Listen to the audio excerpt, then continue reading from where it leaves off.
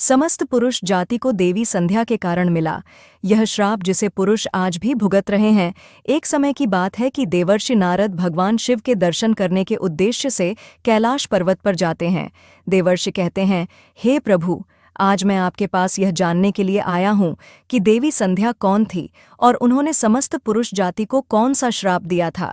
तब शिव शंकर बोले, हे नारद, देवी संध्या के इस प्राचीन इतिहास को तुम ध्यानपूर्वक सुनो। इसका श्रवण करने मात्र से ही कोटि कोटि पाप क्षण भर में जलकर भस्म हो जाते हैं। देवर्षि कहते हैं, हे प्रभु, मैं इस कथा को ध्यान से पूरा अवश्य सुनूंगा। कृपा करके आप मुझसे यह कथा कहे। फिर भगवान शिव नारद को उस महान नारी संध्या की कथा सुनाना आरंभ करते हैं। हे नारद, जब सृष्टि का आरंभ हो रहा था तब सृष्टि के रचयिता ब्रह्मा जी कमल के आसन पर विराजित होकर भगवान का ध्यान कर रहे थे। उसी समय उनके मन में सृष्टि का निर्माण करने की इच्छा जागृत हुई।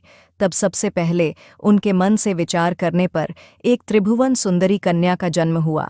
वह कन्या अत्यंत सुंदर और मनमोहिनी थी।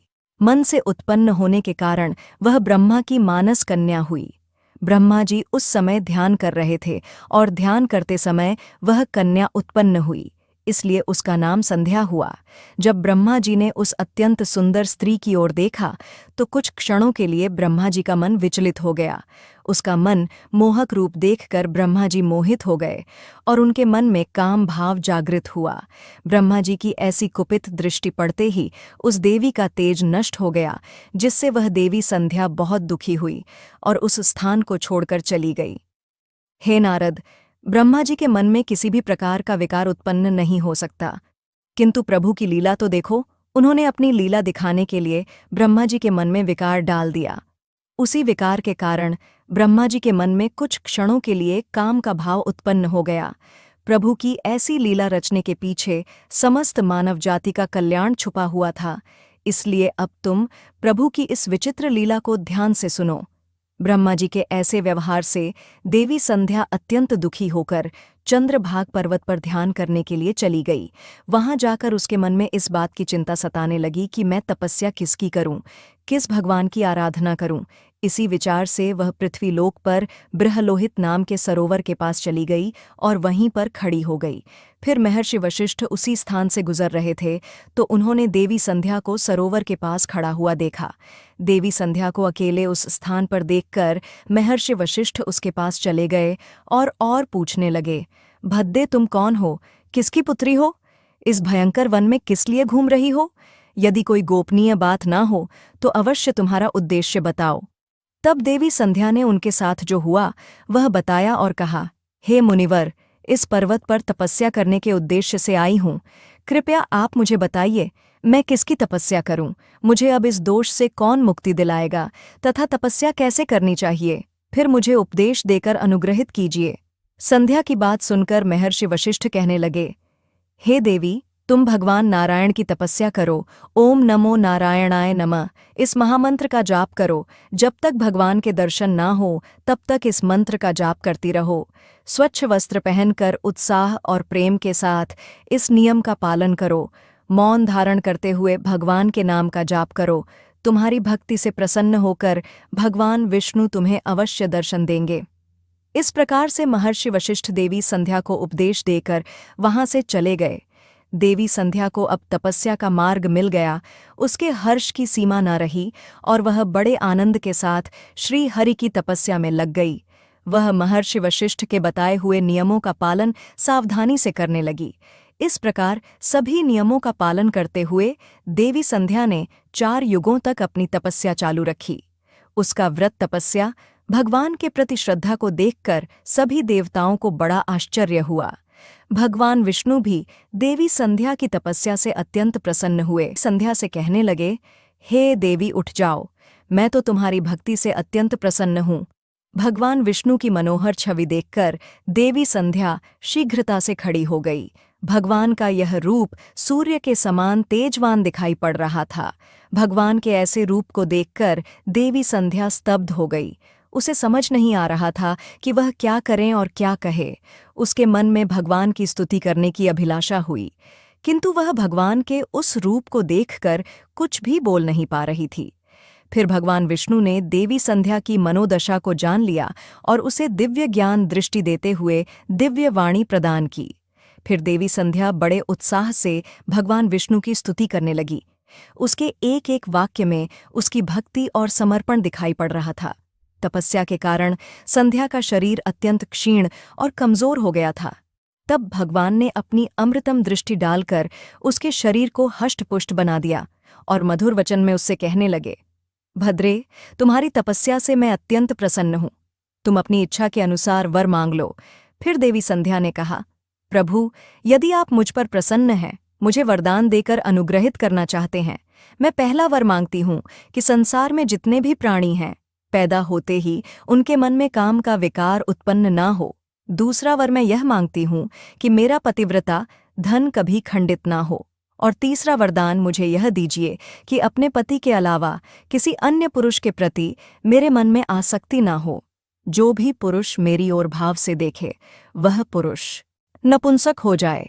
फिर भगवान विष्णु ने वरदान देते हुए कहा, कल्याणी, आज तुमने संसार के कल्याण के लिए उत्तम वर मांगा है, इसलिए आज से ही पैदा होने के बाद किसी भी प्राणी के काम वासना का भाव नहीं होगा। मनुष्य के शरीर की 4 अवस्थाएं होंगी, बाल्य, कौमार्य, यवन, और जरा मनुष्य को कौमार्य अवस्था के अंत में ही काम भाव का उदय होगा। तुम्हारी इस तपस्या से आज मैंने यह मर्यादा स्थित कर दी है। संसार में कोई भी प्राणी पैदा होते ही काम भावना से युक्त नहीं होगा। तुम्हारे सतीत्व की प्रशंसा तीनों लोकों में होगी, और तुम्हारे पति के अलावा जो भी पुरुष तुम्हें काम की दृष्टि से देखेगा, वह तुरंत ही नपुंसक हो जाएगा। तुम्हारे पति बड़े भाग्यवान, तपस्वी, सुंदर तथा तुम्हारे साथ 7 कल्पों तक जीवित रहने वाले होंगे। हे देवी, तुमने जो जो वर मांगे हैं, मैंने वह प्रदान किए। अब मैं तुम्हारे मन की बात कहता हूँ। पहले तुमने अग्नि में अपने शरीर को त्याग देने की प्रतिज्ञा की थी। यह प्रतिज्ञा तुमने इसलिए करनी पड़ी क्योंकि ब्रह्मा जी की दृष्टि तुम पर पड़ चुकी थी। निर्दोष होने पर भी तुम अपने इस शरीर को त्यागना चाहती हो। यहाँ के पास ही चंद्रभागा नदी है। उस नदी के तट पर महर्षि मेधातिथि का ऐसा यज्ञ कर रहे हैं जो 12 वर्षों में पूर्ण होगा। उसी यज्ञ में तुम अपने शरीर का त्याग करके अपनी प्रतिज्ञा पूरी करो, किंतु तुम वहां पर ऐसे वेश में जाओ कि मुनियों की दृष्टि तुम्हारे ऊपर ना पड़े। मेरी कृपा से तुम अग्नि की पुत्री हो जाओगी। जिसे तुम अपना पति बनाना चाहती हो, उसका चिंतन करते हुए तुम उस अग्नि में अपना शरीर त्याग दो। इतना कहकर भगवान विष्णु ने अपने हाथ से देवी संध्या के मस्तक को स्पर्श किया। भगवान का स्पर्श होते ही देवी संध्या का शरीर आटे का बन गया। भगवान ने ऐसा इसलिए किया क्योंकि मुनियों का वह यज्ञ संसार के कल्याण के लिए हो रहा था, और उस अग्नि में मांस ना गिरे और अग्निदेव मांस भौजी ना बन जाए। तदनंतर देवी अदृश्य होकर उस यज्ञ के स्थान पर गई। उस समय उसके मन में एक ही भावना थी। उसने पृथ्वी पर आते ही सबसे पहले महर्षि वशिष्ठ के दर्शन किए, इसलिए उसने अपने मन में महर्षि वशिष्ठ जी को ही अपना पति मान लिया और का चिंतन करते हुए उन्होंने यज्ञ की अग्नि में अपना शरीर त्याग दिया।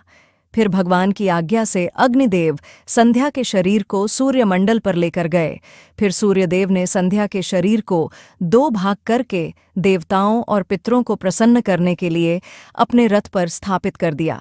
उसके शरीर का ऊपरी भाग प्रातःकाल हुआ और शेष भाग संध्या काल देवी संध्या के कारण ही सुबह सूर्योदय के समय को प्रातः संध्या कहा जाता है और सूर्यास्त के समय को संध्या काल कहा जाता है। इस प्रकार से देवी संध्या जो त्याग की मूर्ति थी, उन्होंने अग्नि में प्रवेश करके अपने जीवन को समाप्त कर दिया। भगवान विष्णु के वरदान देवी संध्या दूसरे जन्म में अरुंधति के रूप में प्रकट हुई और ब्राह्मण ऋषि वशिष्ठ जी की पत्नी हुई। भगवान शिव कहते हैं, हे नारद, इस प्रकार से देवी संध्या के कारण ही संसार में जन्म लेने वाला प्रत्येक प्राणी काम के भाव से रहित होता है। उसके अंदर किसी भी प्रकार की काम वासना नहीं होती, और जब वह कौमार्य को प्राप्त हो जाता है तभी उसके मन में काम वासना उत्पन्न होती है। इस प्रकार से मैंने आपको देवी संध्या के जीवन का चरित्र सुना दिया। देव कहने लगे, हे प्रभु, आपने देवी संध्या के चरित्र को सुनाकर मुझ पर बड़ा उपकार किया है। महर्षि वशिष्ठ जी की पत्नी हुई। भगवान शिव कहते हैं, हे नारद, इस प्रकार से देवी संध्या के कारण ही संसार में जन्म लेने वाला प्रत्येक प्राणी काम के भाव से रहित होता है।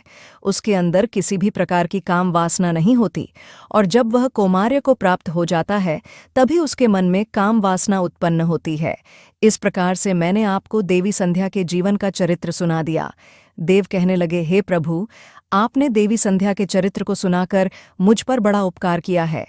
देवी संध्या की कथा सुनकर मैं धन्य हो गया। धन्यवाद दोस्तों। अगर आपको हमारी यह कथा और जानकारी अच्छी लगी तो हमारे चैनल क्रेजी फॉर BKS को लाइक, शेयर और सब्सक्राइब ज़रूर कीजिए, और ऐसी ही कथाओं के लिए हमारे चैनल के साथ बने रहिए। धन्यवाद।